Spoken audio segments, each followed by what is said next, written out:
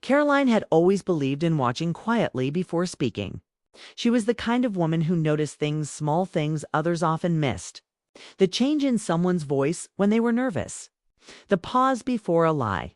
And more recently, the way her husband David looked at Maya. Maya wasn't just some stranger. She was Caroline's new coworker. The firm had brought her in from the Chicago office, smart, soft-spoken, and easy to like. Maya had something about her that didn't scream for attention, but people noticed her anyway.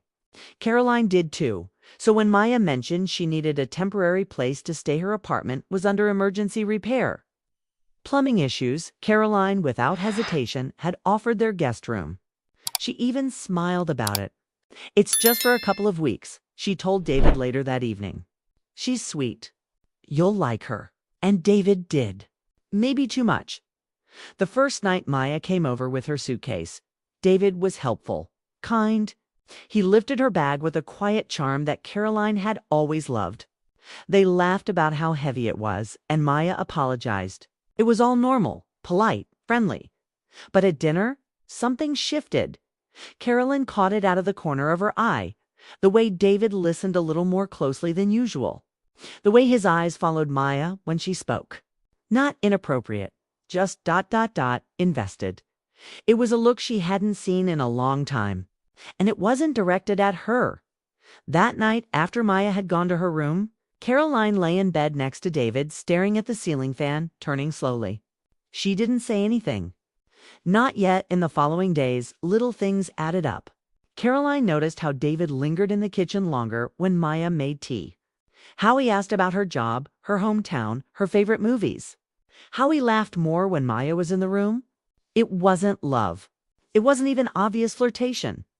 But it was something, and Caroline, being who she was, didn't confront. She observed, she tried not to let it get to her. After all, people connect in small, innocent ways.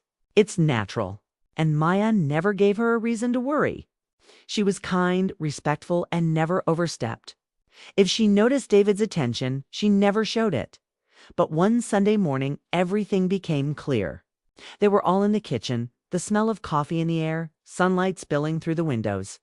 Caroline was scrolling through her phone, David at the counter. Maya sitting at the table in her soft blue sweater. They were talking about music, about old jazz records. Maya's eyes lit up when she mentioned an artist she loved. "I haven't heard that in years," David said, clearly excited. "I used to play that in college." Their eyes met, and stayed there a moment too long. Caroline put down her phone. It wasn't jealousy she felt. It was something deeper, something more complicated. It wasn't about betrayal. It was about the quiet realization that David hadn't looked at her like that in a very long time. That evening, Caroline and David sat on the patio with their wine glasses, the sky a deep orange as the sun went down. "She didn't wait this time. She's beautiful," Caroline said, her voice calm. David looked at her, unsure. "Maya." Caroline nodded. "I see the way you look at her." David put his glass down. "Caroline, it's not like that." She raised her hand gently, stopping him. "You don't have to defend it. I'm not accusing you." He leaned forward. "Then what are you saying?" "I'm saying it's okay to notice someone. It's okay to feel something. What matters is what we do with it."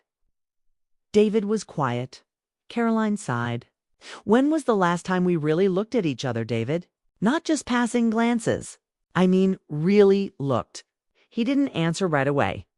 Instead, he looked down, then said softly, "It's been a while." There was no anger in her voice, no bitterness, only truth. "We've been on autopilot," she said. "I think we both know it." David nodded slowly. They sat there for a while, not speaking. The wind brushed through the trees. A car passed on the street in the distance. Caroline wondered if this was what the beginning of something new felt like. Not the end, but the moment just before something shifts. Later that night, Caroline stood outside Maya's bedroom door, unsure of what had led her there. She knocked gently.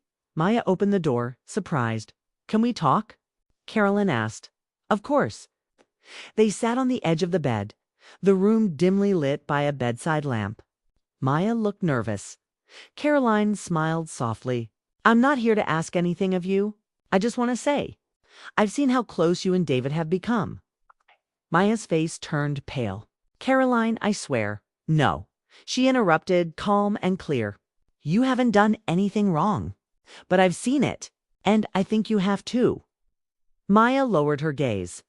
I'm not angry, Caroline said, but I believe honesty can make space for healing, for growth, for whatever comes next. Maya finally looked up. What does that mean? It means I don't want silence between any of us. I don't want suspicion. If there's something here, whatever it is, I'd rather understand it than pretend it doesn't exist. Maya's voice was quiet. I never meant for this to happen. No, Caroline said. And I don't think you even know what this is. None of us do. But that doesn't mean we can't name the shift. Caroline stood. Let's take the pressure off. Let's be honest. That's all I'm asking. And with that, she left Maya's room. Later that night, she curled into bed next to David. He turned to her, surprised. Did you talk to her? He asked. I did, she replied. David was silent. Caroline rested her head on the pillow. I'm not sure what's happening between the three of us. But I think we owe it to ourselves to talk about it. To face it together. David let out a breath. That scares me. It scares me too, she admitted. But I'd rather walk through it with my eyes open than lose something in the dark. David reached out, gently taking her hand. I don't want to lose you. Then don't, she whispered. In the quiet, they lay still. The distance between them a little smaller than before. In that moment, Caroline didn't know what the future held. She only knew that something had changed. And sometimes change doesn't mean destruction, it means discovery. She didn't have answers, but she had courage, and sometimes that's where love begins again. After that night, something in the house felt different. Not uncomfortable, but quieter, as if all three of them were waiting to see who would speak first. Caroline continued with her routine early mornings, black coffee, short walks around the neighborhood. Maya kept to herself more, clearly unsure of how to navigate the new tension that had grown between her, David, and Caroline. And David? He was present, but thoughtful, watching, waiting, reflecting. Caroline didn't regret what she had said. She had opened the door to honesty, not to create drama, but to make space for truth. Still, truth had its own weight, and it now sat gently on every shared meal, every passing glance in the hallway, every word spoken at the dinner table. 3 days after the conversation with Maya, Caroline came home early from work. The house was quiet. She heard soft voices coming from the living room. She paused at the corner of the hallway, not to eavesdrop, but to feel the moment. David and Maya were sitting on the couch. It's a few feet apart, but their body language spoke volumes. Maya was nervous, her hands folded tightly in her lap. David sat forward, elbows on knees, his tone calm. I don't know what to say to her, Maya said quietly. You don't need to explain yourself to me, David replied. She's not mad. She's trying to understand it. Maya exhaled. I don't even understand it. Caroline stepped into the room then, choosing presence over silence. You don't have to understand everything right now, she said gently. None of us do. They both looked up, surprised but not startled. Caroline walked over and sat in the armchair across from them. I know this isn't a normal situation, she said, voice steady. But life doesn't always play out in straight lines. Sometimes feelings surprise us. That doesn't make them wrong, it just makes them real. Maya looked down. Caroline, I didn't come here with any intention. I admire you. I admire your marriage. Caroline smiled slightly. I believe you. That's why I trust you. David finally spoke. What do we do now? There it was, the real question. Caroline thought for a moment. We stop pretending. No games, no guessing. If there's something that needs to be said, we say it. To each other, always. Maya looked up. Do you mean talk about this as a group? Caroline nodded. If we're going to live under the same roof for now, we need clarity. The days that followed were full of cautious honesty. Not dramatic confessions, but small, real conversations. One by one, they peeled back the layers of silence that had formed. David admitted he'd felt unseen lately, not unloved, but unnoticed. Life had gotten busy. The spark he once felt with Carolyn hadn't gone away, but it had dimmed under the weight of routine and time. Meeting Maya hadn't created something new. It had reminded him of something that had been missing. Maya, on her end, said she had felt drawn to the ease she felt around David not because she wanted something inappropriate, but because it was rare to meet someone she could talk to that openly, and Carolyn. She admitted she had sensed a distance growing for months. She had chosen not to confront it sooner because she had been afraid of what it meant. But now, sitting across from both of them, she realized fear had kept her in silence. And silence had cost her more than she realized. One night, the three of them cooked dinner together. It was almost normal chopping vegetables. Laughter slipping through the cracks of tension. Music playing softly in the background. After dinner, David offered to clean up. Maya went to her room. Carolyn stayed behind and joined David in the kitchen. "I meant what I said," she told him, drying a plate. "I'm not angry." "I know," he said, stacking dishes. "But I still feel like I've failed you somehow." Carolyn looked at him. "You didn't. We both stopped showing up. You emotionally. Me emotionally and physically. We let the comfort of routine replace effort." David leaned against the counter. "I never wanted anything to happen.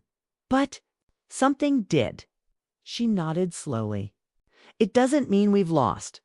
It means we've reached a crossroads." David looked tired. "So which way do we turn?" Caroline smiled sadly. "That's what we figure out together." Later that evening, Maya knocked on Caroline's door. She stood there quietly, almost hesitant. "I just wanted to say thank you," she said softly, "for being graceful when you had every right not to be." Carolyn invited her in. "You don't have to thank me. I'm just trying to lead with truth. That's all I have left." Maya sat on the edge of the bed. "I think I need to move out soon. Not because of pressure, just because I don't want to be in the middle of something that's clearly still healing." Caroline understood. But part of her also felt something new, something she hadn't expected. Peace. This strange, emotional chapter hadn't destroyed anything. It had revealed what had been broken long before Maya entered the picture. And now they were slowly learning to repair it, not by pushing away the discomfort, but by learning from it. 2 days later, Maya packed her things. Caroline helped her fold clothes, and David carried the suitcase to the car. There were hugs. No tears, just gratitude. As the car pulled away, Carolyn turned to David. "Do you still feel something for her?" she asked. David didn't lie. "Yes, but not the way I feel about you. What I felt with her reminded me of the part of me I'd forgotten. But it's you I want to grow with, not escape from." Caroline looked out at the street. "That's all I needed to hear." That night they sat on the back porch again, just the two of them. No music, no wine, just the sound of the wind in the trees. "We've still got a long way to go." Caroline said, "I know," David replied. "But I want to try," she added. He reached for her hand. "Then let's try." It had been 2 weeks since Maya moved out. The house was quieter now, but not empty. If anything, it was filled with something new. Or maybe something old they had forgotten. Space. Space to breathe. Space to reflect. Space to feel each other again. Carolyn and David had started walking in the evenings. Nothing big. Just 30 minutes after dinner, around the block, sometimes holding hands, sometimes walking in silence. The quiet between them wasn't heavy anymore. It was restful. They didn't talk much about Maya now. Not because they were avoiding it, but because they had said what needed to be said. What was left was the work of returning to each other. And that was what they focused on. One evening, Carolyn stopped walking mid-step. She turned to David, her eyes calm. "Do you think we would have faced this if she hadn't come into our lives?" David looked up at the sky, thinking, "No, I think we would have stayed asleep. Comfortable, distant." Caroline nodded.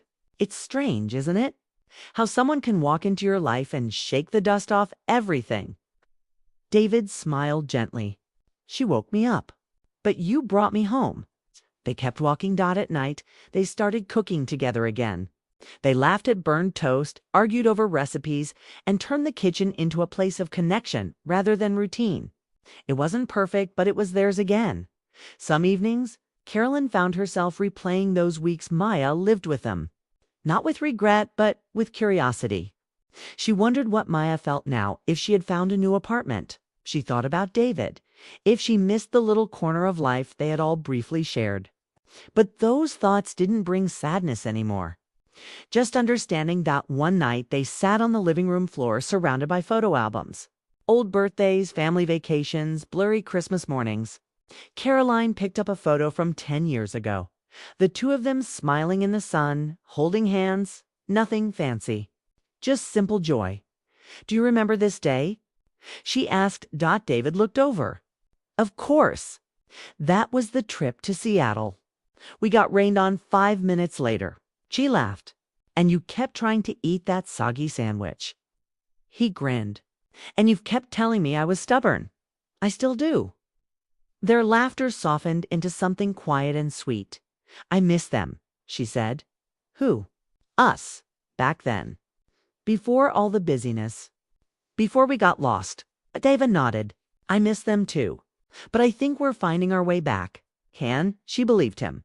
The next morning, David made breakfast, pancakes, slightly burnt, but made with care. Caroline sat at the table, sipping coffee, watching him. He looked different now. Not new, not changed. Just awake. You know, she said, people would probably think we were crazy for how we handled everything. He looked at her. Do you think we were? She shook her head. No, I think we were honest.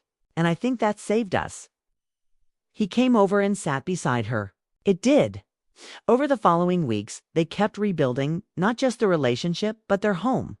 They repainted the living room, cleaned out the basement, even started a small garden in the backyard. Caroline joked it was their version of therapy. Sometimes they stumbled. There were still moments of doubt, quiet insecurity, even brief sadness. But they talked about it. For the first time in years, they didn't pretend to be fine when they weren't. And that honesty, though sometimes painful, was healing. One Saturday afternoon, they invited a few friends over for dinner. Laughter filled the house. Caroline caught herself smiling more. David watched her, proud. There was no Maya in the room, no shadow hanging in the air. Just life moving forward. Later that night. After the guests had gone and the dishes were done, Caroline stood by the kitchen window. Looking out at the backyard, David came up behind her, wrapping his arms around her waist. You were glowing tonight, he whispered. She leaned back into him. It felt good. It felt normal. He kissed the top of her head. We're getting there. She turned to him. Do you think we're stronger now? David thought about it. I think we're braver now, and that might be better. Caroline rested her hands on his chest. It's funny. I thought losing you would be the worst thing, but it turns out losing ourselves was worse. David pulled her close. Then let's not lose ourselves again. They stood there holding each other. Nothing dramatic, just a quiet promise. In the weeks that followed, Carolyn wrote in her journal again, something she hadn't done in years. She wrote about forgiveness, about growing older, about how love isn't always exciting or perfect or loud. Sometimes it's quiet. Sometimes it's complicated. Sometimes it's choosing the same person over and over. Even when it's hard. One entry read, we invited someone in, and in doing so, we found what we had forgotten. I don't think Maya broke us. I think she revealed the cracks. And I think love is what we pour into those cracks to make something stronger. David read that entry one evening. He didn't say anything. He just closed the journal, walked over to Carolyn, and kissed her hand. A few months later, they traveled to Seattle again. Same spot, same sandwich shop, same rain. But this time, they brought umbrellas. As they sat on a bench near the water. David turned to her. Do you think we'll ever tell this story to anyone? Caroline looked at him. Maybe one day. Not because we owe anyone an explanation, but because someone might need to hear it. He nodded. You should write it down. You always tell stories better than I do. She smiled. Maybe I will. And maybe she did. Not as a story about betrayal. Not as a scandal. But as a story about love. How it drifts, how it returns, and how sometimes it takes a stranger walking in the front door to remind to people how much they still want to stay.